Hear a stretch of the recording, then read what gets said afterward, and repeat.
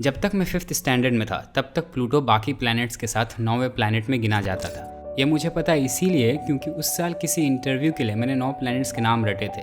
Mercury, Venus, Earth, Mars, Jupiter, Saturn, Uranus, Neptune, Pluto आज भी रटा हुआ है। लेकिन अगले साल ही प्लूटो को प्लैनेट के स्टेटस से निकाल के उसे ड्वार्फ प्लैनेट कंसीडर किया गया। लेकिन क्यों?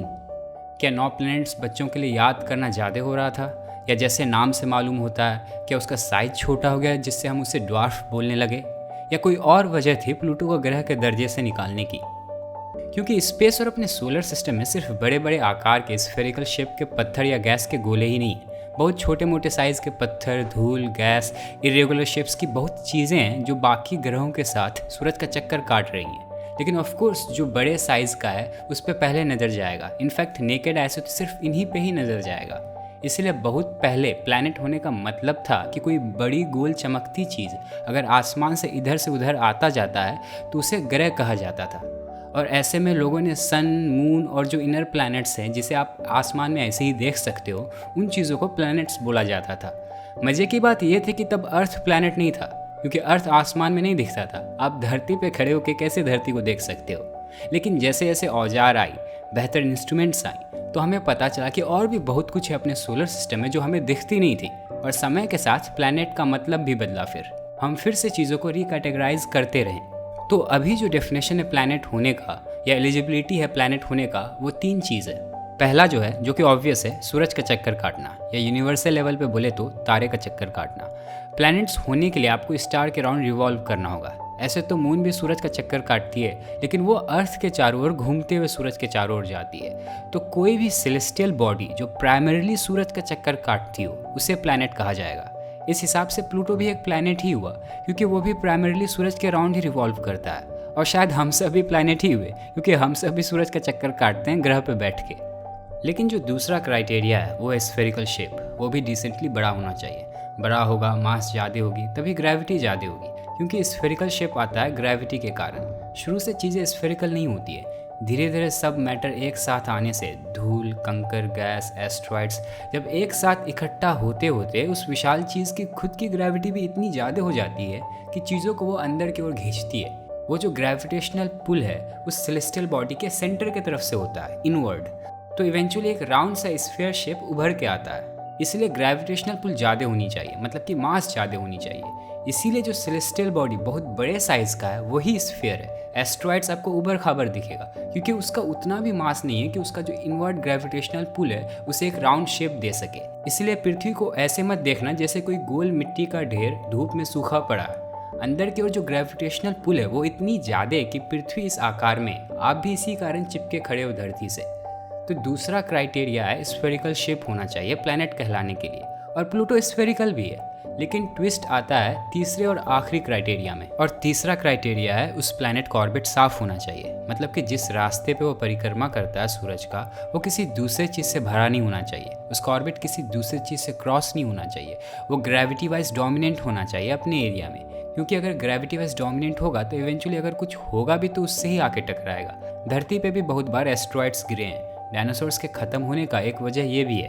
और प्लूटो यही मात खाता है। उसके ऑर्बिट के अराउंड और भी बहुत सारे सेलेस्टियल ऑब्जेक्ट्स हैं, उससे छोटे साइज़ का, उसके साइज़ का, कुछ तो उससे बड़े भी हैं। वो जिस रास्ते पे परिक्रमा करता है वो साफ़ नहीं है। इसीलिए ऐसी सारी सेलेस्टियल बॉडीज़ जो सूरज को घूमती तो है, स्फेरिकल भी है, लेकिन अपने रास्ते को अभी पूरे तरीके से साफ़ ना किया हो या ग्रेविटेशनली डोमिनेंट ना हो, उसका ऑर्बिट दूसरे से क्रॉस करता हो, उसे ड्वार्फ प्लैनेट कहा जाता है। और इस क्राइटेरिया के अनुसार प्लूटो एक ड्वार्फ प्लैनेट है। लेकिन यह पूरी कहानी नहीं है प्लूटो की, और ना ही ये रियल रीज़न है प्लूटो को हटाने का।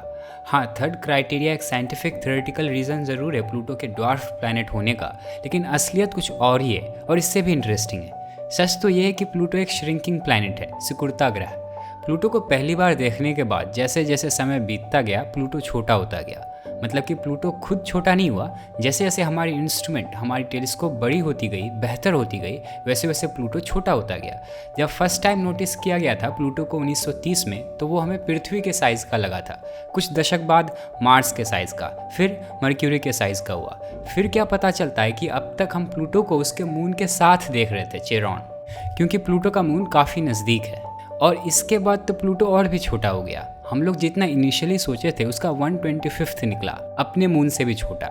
लेकिन छोटा होना उतना प्रॉब्लमेटिक नहीं था। प्रॉब्लम शुरू हुआ जब 2000 के शुरुआत में प्लूटो के साइज़ के और भी सेलेस्टियल ऑब्जेक्ट्स दिखे, एक दो उससे बड़े भी। वैसे तो हज़ारों ऑब्जेक्ट्स वहाँ मिले हैं और होने की संभावना तो लाखों में। इन्हें हम कहते हैं ट्रांस नेपट्यून ऑब्जेक्ट्स। नेपट्यून जो 8वां प्लैनेट है उसके ऑर्बिट के बाद अपने सोलर सिस्टम के एज पे एक बेल्ट है ऐसे ऑब्जेक्ट्स का। जैसे एस्ट्रॉयड बेल्ट है मार्स और जुपिटर के ऑर्बिट के बीच में, उसी तरह से इसे कहते हैं क्यूपर बेल्ट। और यहाँ प्लूटो अकेले नहीं है, जैसा कि मैंने कहा प्लूटो से बड़े साइज़ का भी है, उसके साइज़ का भी है, और उससे छोटे साइज़ का तो बहुत है। शायद ये सारे कंडेंस होके एक साथ होते तो एक बड़ा प्लैनेट बन सकता था। नेपट्यून खुद अपने मून्स को शायद यहाँ से आउटसोर्स किया हो। तो समस्या अब ये था, अगर प्लूटो प्लैनेट है तो बाकी जो उसके सिमिलर है वो भी हाथ खड़ा करके बैठा है, उन्हें भी प्लैनेट कहना पड़ेगा। 9 से 12, 12 से 20, पता नहीं आगे 100 भी हो जाए, इतने प्लैनेट्स। मेरे को 5th में 9 को मुँह ज़बानी याद करने में अच्छा खासा रटना पड़ा था। 100 प्लैनेट्स किसी बच्चे को मिलेगा तो वो किताब फेंक देगा। और सिर्फ बच्चे की ही बात नहीं है, वैज्ञानिकों के लिए भी अननेसेसरीली सोलर सिस्टम कॉम्प्लिकेटेड हो जाएगा।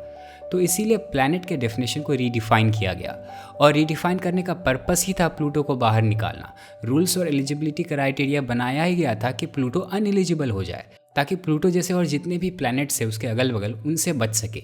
इसीलिए जो 3rd क्राइटेरिया रखा गया कि एक प्लैनेट को अपने ऑर्बिट से सारे डेब्री डस्ट से साफ होना चाहिए, और प्लूटो ने ये नहीं किया है। इसीलिए प्लूटो प्लैनेट नहीं है, एक ड्वार्फ प्लैनेट है।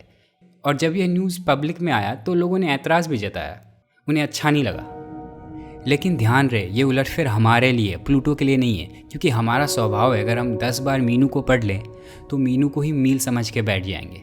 ये बदलाव सिर्फ किताबों के लिए है, प्लूटो के लिए नहीं है। प्लूटो जैसा है वैसा ही है, उसे कोई मतलब नहीं है कि सूरज से तीसरे ग्रह पे उसके बारे में कौन क्या लिख रहा है। प्लूटो प्लैनेट है या नहीं है, he doesn't care, he can't. ये तो हम अपने सुविधा के लिए डिफाइन करते हैं, लाइन खींचते हैं, यहाँ तक ये है और यहाँ तक ये है। और विज्ञान की खूबसूरती ही यही है कि वह पत्थर पे नहीं रेत पे लकीर खींचता है, उसे बदला जा सकता है। हम नहीं भी चाहें तो एक लहर आएगी और सारा नक्शा बदल जाएगा। लहर से मेरा मतलब है औजार, इंस्ट्रूमेंट। जैसे जैसे हमारी इंस्ट्रूमेंट बेहतर होती जाएगी वैसे वैसे हमें नया जानने को भी मिलेगा और नया नज़रिया भी मिलेगा पुरानी चीज़ों के लिए। प्लैनेट के लिए जो अभी 3 क्राइटेरिया है वो भी बदलेगा। अभी तो हम बस अपने सोलर सिस्टम को अच्छे से देख पाएँ, ब्रह्मांड भरा पड़ा ऐसे स्टार्स और प्लैनेट से। जब हम उन्हें अच्छे से देखेंगे और समझ पाएंगे तो फिर हमें कुछ और नया जानने को मिलेगा, फिर बदलाव होगा।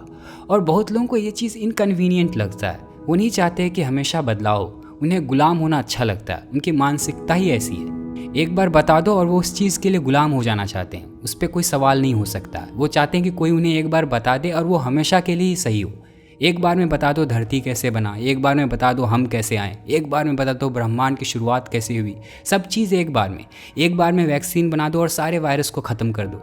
लेकिन जिस मन में संदेह के लिए जगह नहीं हो, जहाँ शक की कोई गुंजाइश नहीं हो, जो सवाल नहीं कर सकता हो, उस मस्तिष्क में कभी विज्ञान उत्पन्न हो ही नहीं सकता है। जिस मन में जिज्ञासा की ज्योति ना जली हो, वहाँ विज्ञान नहीं पनप सकता है। ऐसे लोग बस पढ़ के एग्ज़ाम दे सकते हैं। सच तो ये कि विज्ञान में एक बार में कुछ भी नहीं होता। इनफैक्ट एक बार में किस्सा ना ख़त्म करने को ही विज्ञान कहते हैं। अपनी पुरानी गलतियों को देखना, फिर उसे सुधारने की हिम्मत रखना, यही तो विज्ञान की रीढ़ है, बैकबोन। यहाँ कोई एक आदमी नहीं बताता है जो एक बार में बता देगा। Science is the result of collective intelligence. बहुत लोगों का योगदान रहा है पीढ़ी दर पीढ़ी, क्योंकि एक बार में हो ही नहीं सकता है। हमारी इंद्रियां पर्याप्त नहीं है, हमारे औजार पर्याप्त नहीं है, आगे जो भी औजार बनाए जाएंगे वो भी पर्याप्त नहीं होंगी। ब्रह्मांड अनंत है और एक एक कण में भी ब्रह्मांड है। आप जितना भी समझो कम है। इसलिए विज्ञान ऐसी चीज़ है जिसकी हमेशा शुरुआत ही हो रही होती है। Science is always at its inception, nascent stage. इसलिए जो लोग कहते हैं कि साइंस में अब कुछ ज़्यादा जानने को नहीं रहा, वो गलत कहते हैं। हाँ, जो टूल्स और इंस्ट्रूमेंट्स हैं अभी, उसके थ्रू जो जानना हो शायद हम जान लिए हो, लेकिन जैसे टूल्स और इंस्ट्रूमेंट्स बेहतर होंगे और बहुत कुछ फिर हमें जानने को मिलेगा। इसलिए आप कोई गलत समय में पैदा नहीं हुए हो, आप भी विज्ञान में योगदान दे सकते हो, हमारे समझ को, दुनिया को लेकर बेहतर कर सकते हो। क्या पता शायद नेक्स्ट क्राइटेरिया प्लैनेट के डेफिनेशन के लिए आपके खोज पे ही निर्भर हो।